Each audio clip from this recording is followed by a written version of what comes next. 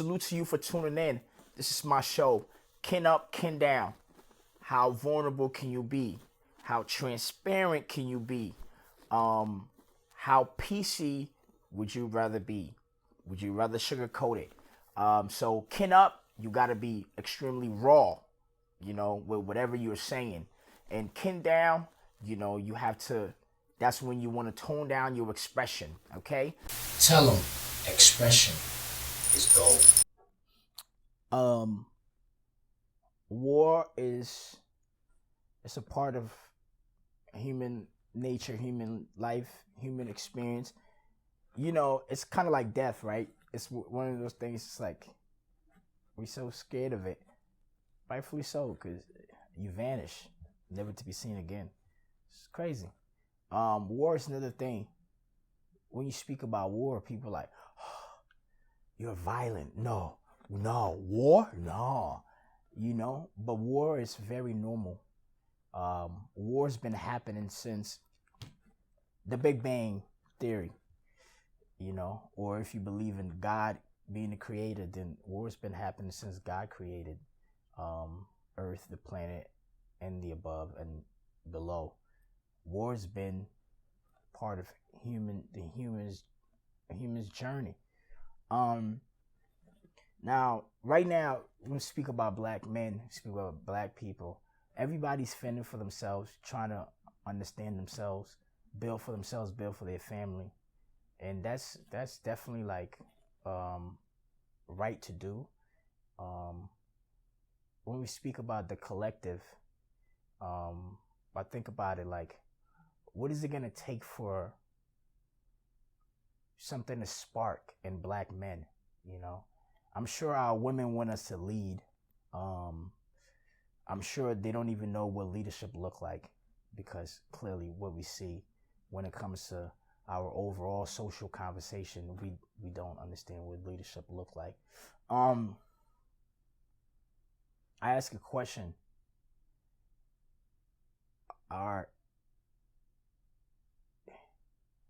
If a black man stands up and says, let's go to war right now, I'm sure black women would stand up against that. War, no. Oh my God, no, that's bad. Oh, that's against God. What? No, that's not righteous, The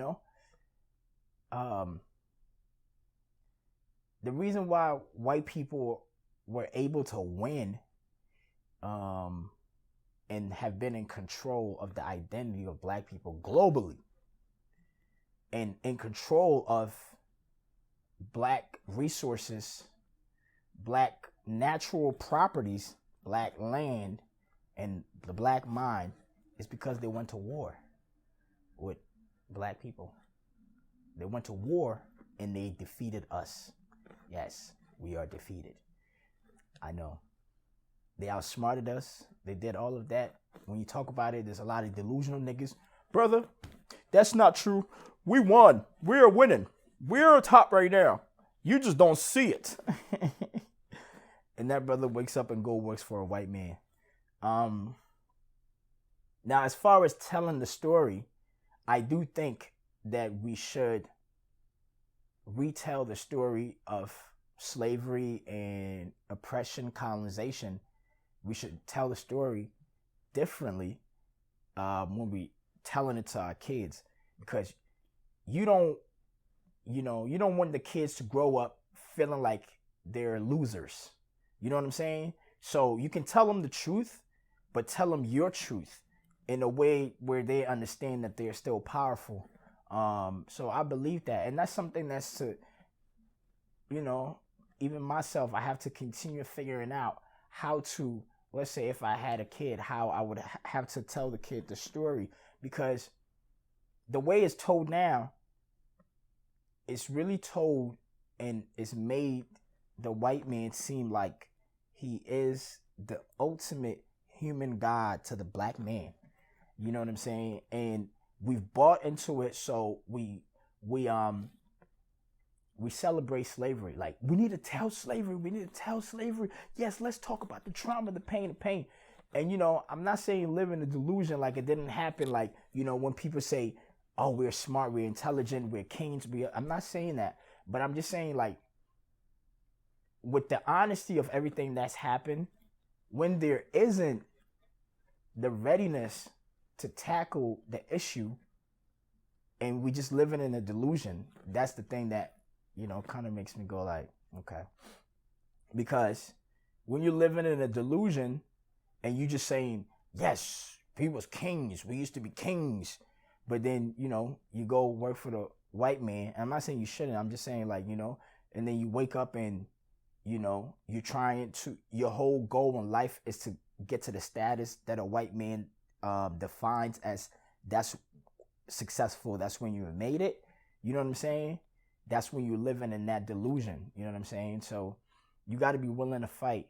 We got to be ready to go to war. And when I say war is not about just physical. You know what I'm saying?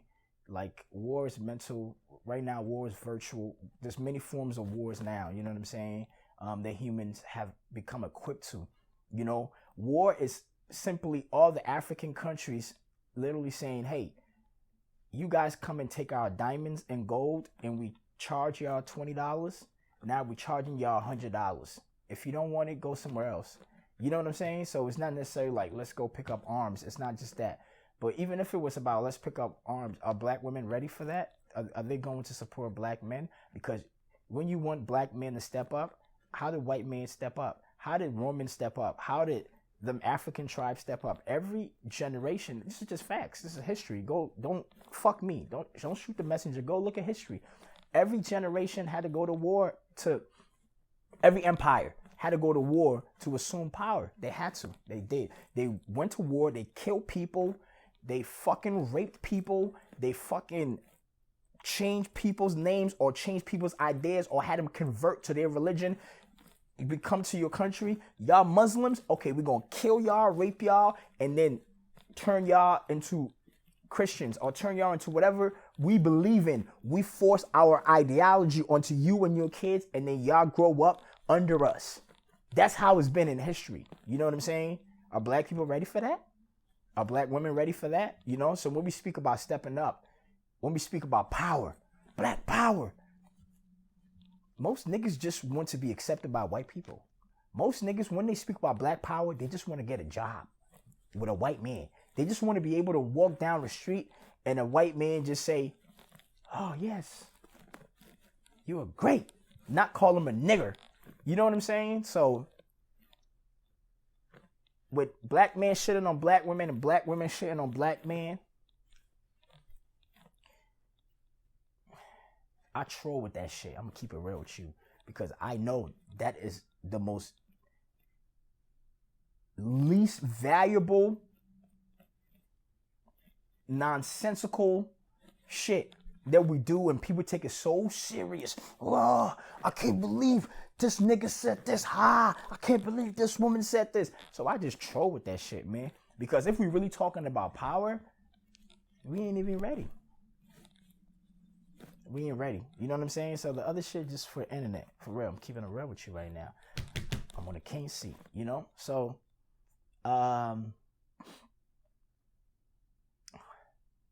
yeah. What's going to really spark something in black men? Some type of war. Where we have to, look at Ukraine. The men over there, I'm sure, some of those guys was probably like nerds, whatever, working regular jobs. And now they got to fight for their country. They got a reason to fight now. That's changed their mentality. They got to defend something important. What's something important that black people, we can defend? What's something important that we're willing to sacrifice our souls, our minds, our bodies, our work? What's something that's important to all of us as black people that we're willing to sacrifice for? Because we can't even say black, because some Africans say they ain't black. Some blacks say they ain't African. You know what I'm saying? Wherever you go, Europeans, black think differently. Brazilian, black think differently. So it can't even be for the race, because motherfuckers don't even agree on one ethnicity. So I guess that's something for me to think about and something for you to think about as well. I'm thinking out loud. Okay. Tell them expression is gold. Vulnerability. Down, down, down, down. I can be cold, and I used to, I do a lot of self-assessment, and I'm like, damn, okay. Why sometimes I just don't give a fuck? And I'm like, okay. I feel like there's certain losses that I've taken in life that, like, because of that, like, I've learned to just lose people, or cut off people or dismiss people. You know what I'm saying? Like, I only met one grandparent, and I met him like one time, so I don't even count that. So, the rest of the grandparents were like already dead. You know what I'm saying? So, essentially, when somebody lose a grandparent and they be sad, I literally be like, they were supposed to die. Like, it's crazy. I never feel a shit. I see people, like friends, whatever, I've seen it online, wherever, lose a grandparent and they really hurt. And I just don't feel a thing. I'm like, why you hurt about that? Because I never had a grandparent, And also, like, moving from one country, moving from Ghana to America, you leave all your cousins, your family members, uncles, come to a whole new country. You have to redefine yourself. You are in a country in Africa where nobody calls you black because everybody's black. So it's not emphasized that you're black. Then you come to America, and now it's emphasized that you're black because there's so many other races around. Like, I'm not saying racism, I'm talking about white, boom, boom, bop, bop, bop. So now you got to define yourself as black, an immigrant, African in America, you know what I'm saying? Adapting to all cultures, you feel me? And, because you left a large part of your family in one country, you have to learn how to kind of, like, in a way, accept that. And that helps you deal with, like, losing people, cutting people off. Because you're a kid, you come here, you're not going to stay in touch with everybody. So that right there is I'm just speaking by myself, like, it's a vulnerability moment. Like, so I think that's part of the reason I'm able to be cold sometimes. And also, when I traveled abroad, as beautiful as it was, I would spend 6 months somewhere in Peru, live with a family in Peru, go out, meet a bunch of people, make friends, and in 6 months I gotta leave them. So I gotta prepare myself. Even the girls that I liked, the niggas that I was cool with, niggas that had my back, we done went to all kinds of shit, done all kinds of shit. I gotta leave them at some point in time. So you gotta prepare yourself. You know what I'm saying? So that kind of shapes you. You know what I mean? And it makes you ready to accept losses, so kind of like reflecting on a part, because I think about, am I empathetic? I think I am empathetic, but I'm willing to not be empathetic and be okay with that too. You know what I'm saying? Tell them expression is gold. Story time. Okay, let me talk about Boosie. Okay, so my homeboy Trini MMF, he did a song with Boosie, and Boosie was in the DMV in DC. He had a show here, so they shot a music video. Did he record the song that day? I can't remember all the details. No, I don't think he recorded the song today, but the music video was like recorded that day. Remember, Boosie I think he still does it. Like, every city he goes, he's like, yo, I'm in your city, and let's do a feature. 10,000, 15,000, whatever. You know what I mean? I've been seeing Boosie do that. If you watch Boosie, you've seen that. And so I believe even when he was shooting the music video with Trini, he was recording a song for another artist and making money. So I looked at Boosie. I said, this nigga is an ultimate hustler. You know what I'm saying? Like, and during the night, we went to his show. You know what I'm saying? He had a performance. It was on U Street. So we went there. You know, now Trini is a street dude. So, you know what I'm saying? Boosie come around. That's a good person to have around, Trini. You feel me? And some of the things that I noticed, and this is a guy that, like, you know, I met him through Trini. This is one of Boosie's managers. His name is Jay Cooper. Y'all heard Boosie talk. Boosie has said shit like that the LGBTQ community have like ostracized.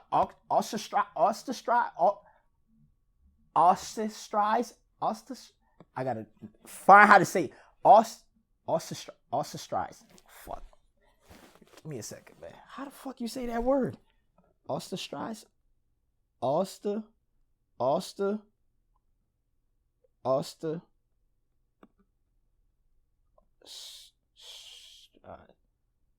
Man, why I try to use a big word, man? Ostracized.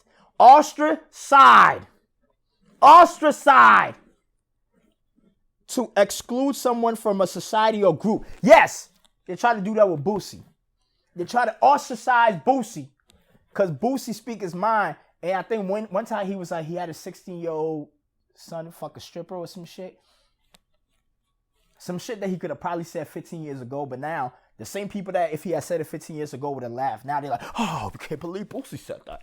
Oh, we can't believe he said, oh my God, that's not how we should live. You know what I mean? So the point is, y'all know the image of Boosie and how raw and uncut he is. They even say he's the last of the real niggas. You know what I'm saying? He even called himself Boo Pac. You know, we all know Tupac is a real nigga. Okay? And one of Boosie's main managers, Jay Cooper, is gay. Bro, that is like, it's like, you would not think Boosie will have a gay manager. You would not think that. Dead ass. You know what I'm saying? It's just not, based on shit that he says on the internet, you just wouldn't imagine that. So when I see Boosie trusting his money, finances, organization, his business to Jay Cooper, it gives me a whole idea of Boosie that other people don't know about. You know what I'm saying? So I think Boosie a lot of times go on the internet to troll just like everybody else, you know? But because he has a big name, he will be penalized for that. But I don't think Boosie, I mean, from what I've experienced, I don't think Boosie's like anti-gay people. I think he speaks his opinion on certain things. And the thing is like, yo, you can be gay and do one thing that I disagree with. It doesn't mean I hate you being gay or I hate all gay people. You know what I'm saying? Like, if okay, let's say this, for example. Let's say they're allowing 3, 4, 5-year-old kids to do a sexual transition, you know, to change their body from being a boy to a girl to a boy. If I say, yo, I'm not with that, it don't mean I hate the whole LGBTQ. It don't mean I hate gay people. It don't mean I hate everybody. Just because I disagree with one thing, now I'm transphobic. I hate transgender people. Like, come on, man. That's the part that we have to, like, all these blanket statements, we got to work that out. Because I done seen the man, and he has a gay manager. So, the other thing is, Boosie smoked way too damn much. That nigga smoked way too fucking much. And when I looked at him and his age, I said, man, like, he young. But he looked old. Maybe he got an old soul, I don't know, but he looked old. And he smoked way too much. And when we was around him, because, you know, he got, like, some diabetes thing going on. And they had to, you know, deal with that. His sugar, he was having issues with that. You know, hopefully he's better now. But, I guess me seeing Boosie in that light, you know, it's kind of like a full circle of an artist. I got to see the human side of him as well, because he's a legend, you know. But a lot of times they make him look like a monster also, and then you see like, yo, man got health problems. Also, like, don't mind whatever people are saying about him. He still got this guy who, in the way they portray him, he would have to not work with a gay person, but this gay person has a lot of power over his whole operation. You know what I'm saying? And seeing his hustle while he's shooting a music video with my homeboy, he's in the studio where the music video is being shot and recording the song and making more money. Boom, boom, boom, boom, boom, boom, boom, boom, boom, boom, boom, boom, boom. I salute that shit. I was inspired. So that's my Boosie story, man. Tell them expression is gold. Oh man, this one is definitely like something that I always wanted to touch on. I'm still kin up. That's good. That's good. Yeah. Soon I'm gonna have y'all send me questions, like, and then, you know, we'll see if I can still stay here or if I gotta sit over here and just, you know, tone it down, you know. So the idea of streets, for somebody who's lived in many other countries, right? I think America has fucked black people up, man. Like 100%. Fuck niggas up. So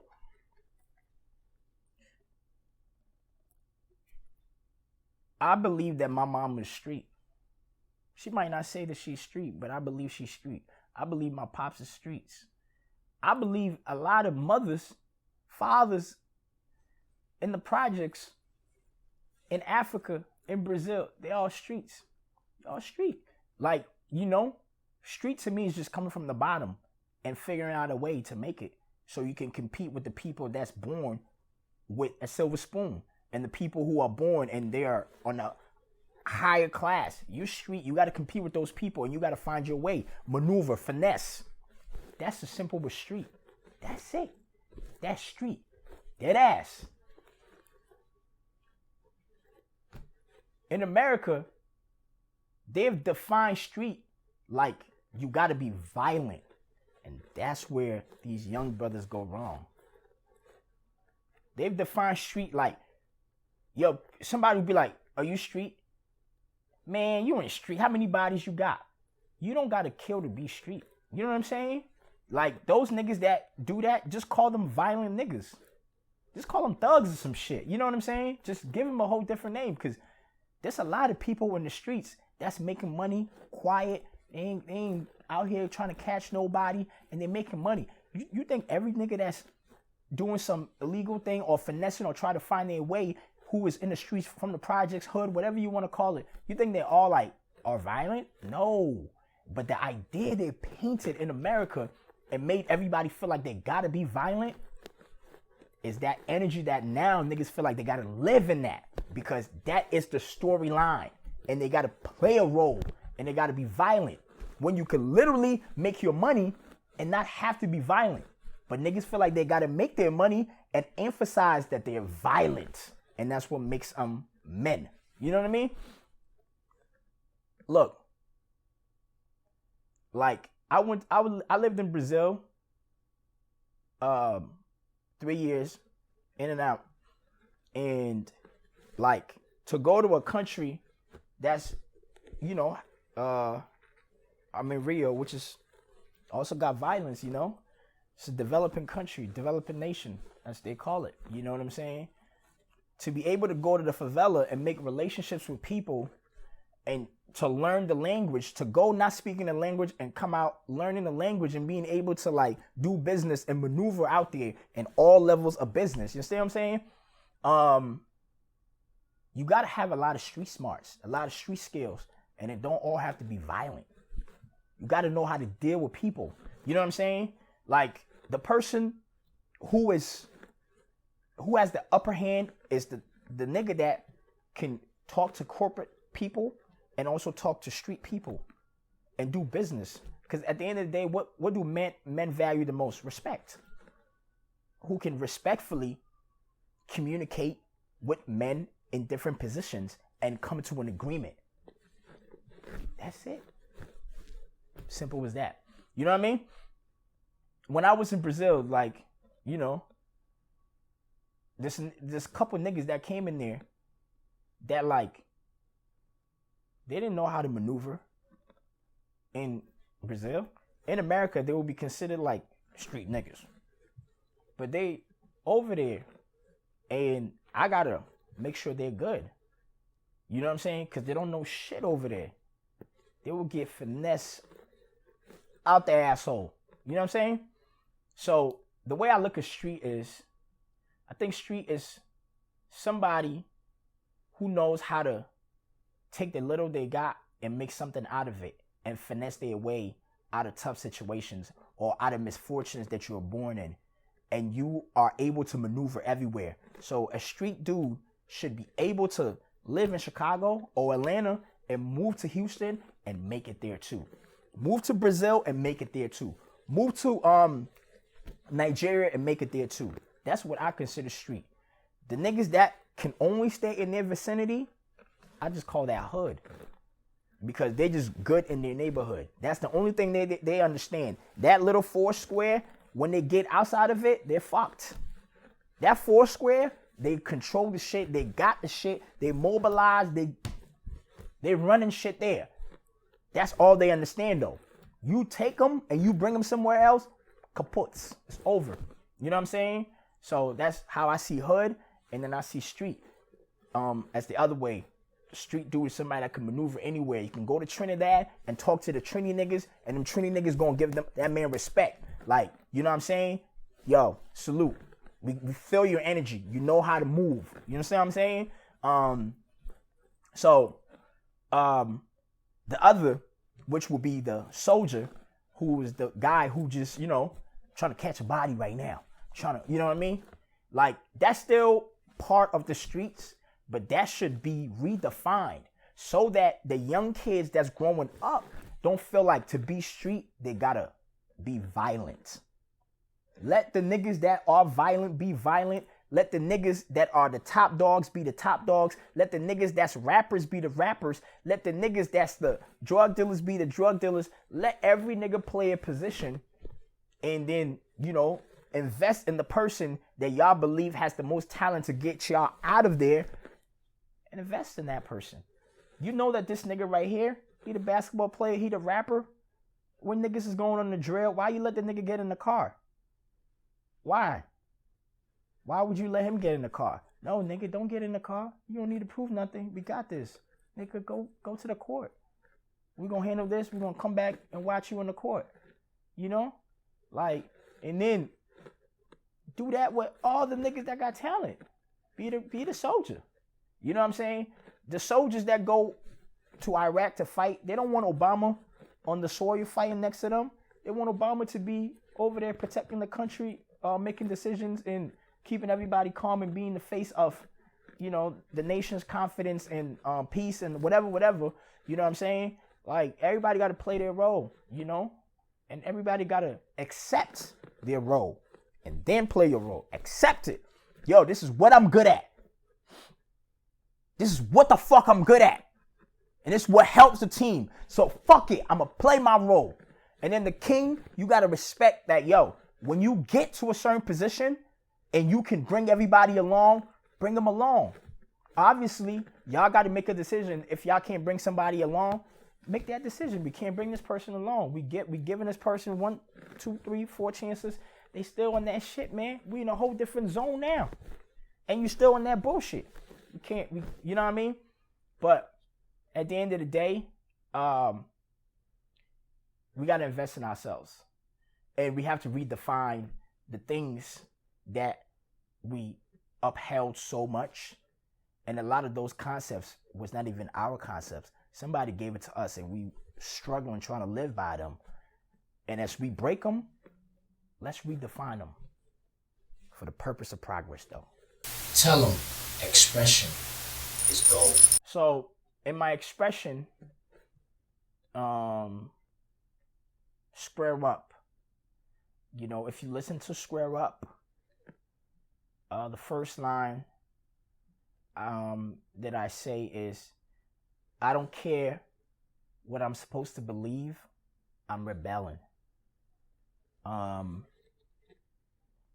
That's essentially like, how I was feeling was,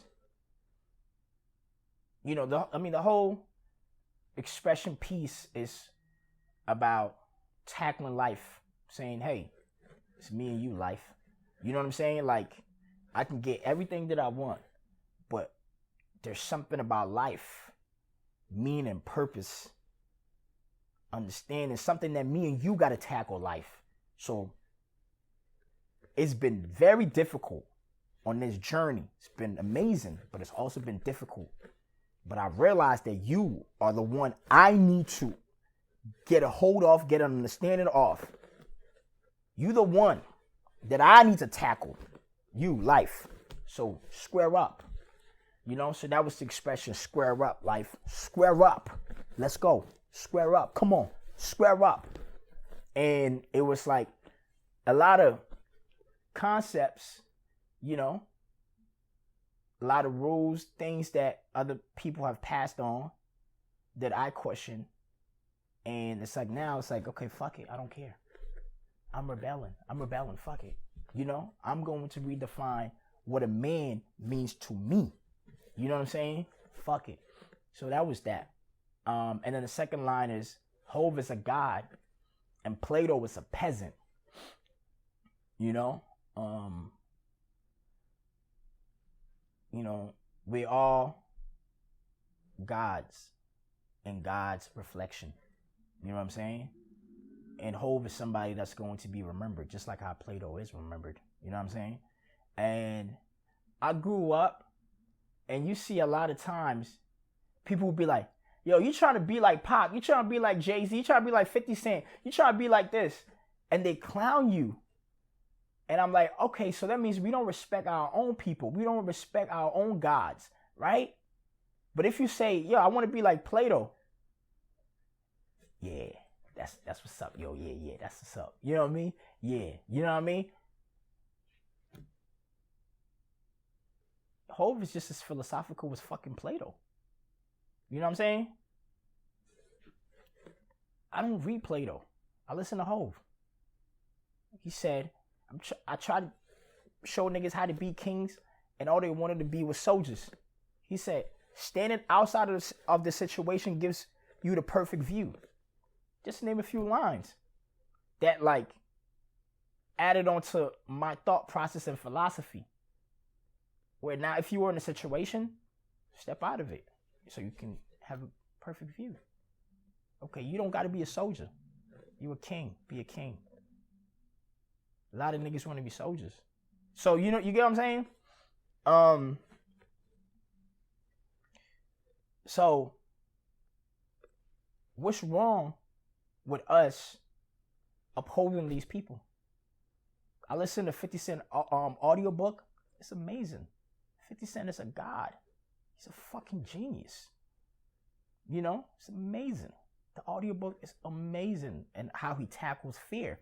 And fear is something that I always tackle. Like, a lot of people say I'm fearless. But me being fearless is always having to go against my fear. That's what makes me fearless, because the things that I fear or the things that I feel shameful about, I have to go and do it. I have to, because I can't. If I do this, it's going to bring shame. If I do this, I got to do it. Because I can't live with myself and the anxiety and the pain and the embarrassment within myself. I can't live with that. I'd rather get the embarrassment from the outside. Because I'm a villain enough to say, fuck you, suck my dick. You know what I mean? But I'm not a villain enough to fight myself being scared. So, fuck it. I'm going to do whatever the fuck scares me. Whatever fear I have, I'm going to tackle it. And the audiobook with 50, and it's crazy because in life, we have all the answers already inside of us. The answer is not outside of us, it's inside of us. But when people talk, the light bulb just go off. Boom. You already had that. It's already in you. So boom, boom, boom, boom, boom, boom.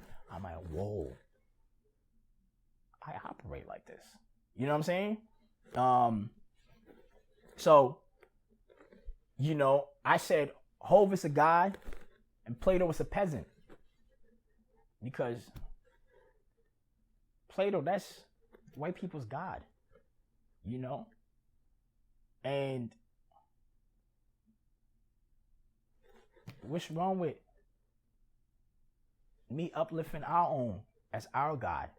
You know what I'm saying? And it's like you grow up and you look totally different from the person that you're essentially worshiping.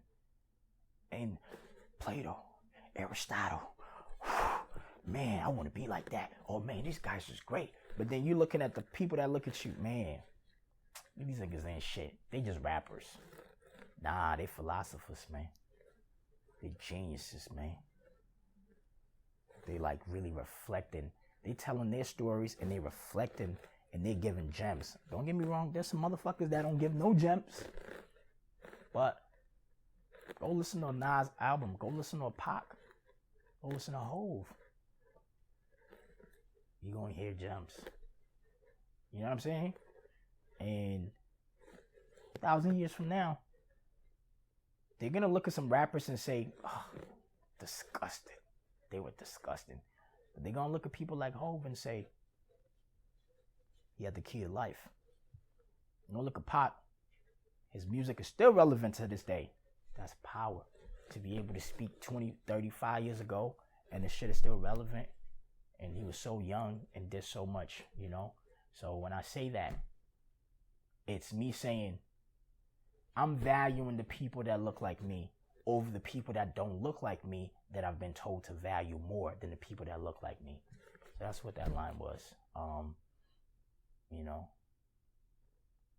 And so I kind of just wanted to talk about some of these personalities. You know, I do hope that, you know, the people that are our influencers, it's not just rappers though, okay? I want us to love black scientists.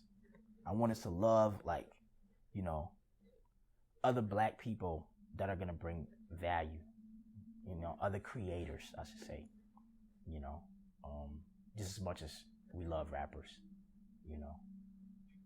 So that's that. Tell them expression is gold. This is, I want to have this debate. So I want, I'm going to just be clear. And I could be wrong. I'm willing for the debate. I think as far as like black unity, you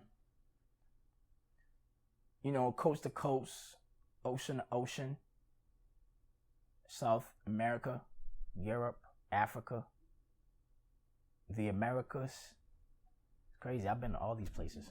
I've seen all kinds of black people. Like when I went to Colombia and I saw dark skinned niggas and my barber was dark skinned, so he took me to his hood. I said, yo, they don't show this. This is a while ago. Now, you know, now the world is flooded with a lot of information and documentaries and all that stuff. But you only saw Colombian women that were light skinned. And I go over there and I'm like, damn, this colorism shit is real. Cause I'm like, damn, like, all you niggas look like y'all from Congo. Y'all niggas don't look like Daddy Yankee and Shakira. So, you know, it's amazing. But as far as niggas coming together, like I said, I could be wrong, and I want this debate. I think black Americans would be the most difficult to work with. And the reason why I say that is because I think black Americans have been programmed to want to live to the standard of the master and have also absorbed the nature of the master. Now, if you live with, if it's like a parent, like them now, like a parent, you grow up with your parents, you're going to adapt their ways. You know what I'm saying? So, in terms of unification, they might be the most difficult to work with because they also, in a way, Africa has the most resource, right? They on their land. Black Americans, they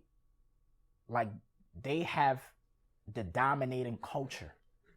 You know what I'm saying? So they know how to do propaganda, market, all of that stuff, because they learned it from here. They have the dominating culture, so people will follow them. People will follow their lead. Like, look at these guys, Malcolm X, Martin Luther King, you know what I'm saying? They're great speakers. You know, they like amazing at like portraying life, walking, swag, rhythm. You know what I'm saying? Taking the worst of things and glamorizing it. They're amazing at that. Black Americans are amazing at that. So they will probably see themselves as more valuable than other places. When it's like, okay, yeah, nigga, we got streets. Y'all don't even got streets. Y'all got mud. How the fuck y'all gonna tell us how to move in this unification meeting when we got this and y'all niggas, we got the dollar. Y'all niggas money's lower. So that's why I think they will be the most difficult to work with. And also because they've learned believe it or not, like they've learned the ways of white supremacy. They have, you know. Not all of them apply and utilize it, but there are some Black Americans that I've heard spoke that would like to do to Africans what white people do to them. And the only way is because they learned that from white people. And they want that taste of power. So when they look around, who the fuck can I step on? Oh, the problems is this motherfucking immigrant, man. You're the problem. Yo, we got to do this to them. Where they get it from? We got to redefine them, call them this. You ain't black. You are not black. You are this. You are this. You are a melanated immigrant. You are this. You are that. Where they learn from? White supremacy. You know what I'm saying? So I want to have this dialogue. So, you know, if you see it, share it, and let's talk about it. Who would be the most difficult to work with in terms of global Black unification?